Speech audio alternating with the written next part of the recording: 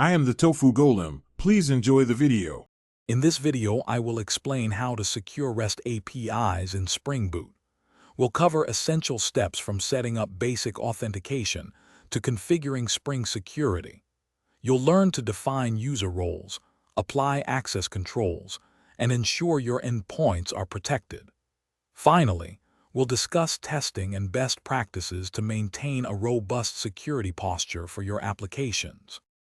Authentication verifies who a user is, while authorization determines what they can do.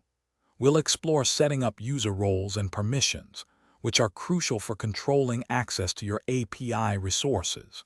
You can configure user details either in memory for simple cases or connect to a database for more complex applications. Applying security annotations helps enforce these rules at the method level. To begin, you'll add the necessary Spring security dependencies to your project. Next, we'll create a dedicated security configuration class, which is the heart of your API's protection. Here, you'll define specific rules for different API endpoints, specifying which roles can access them.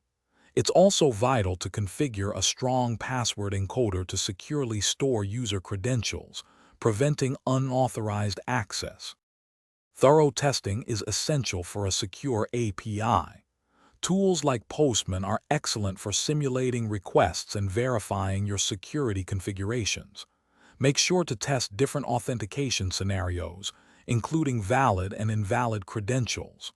Always implement HTTPS to encrypt data in transit, protecting sensitive information. Finally, regularly updating your security dependencies is a critical best practice to guard against known vulnerabilities. Thanks for watching. Consider subscribing if we helped you today.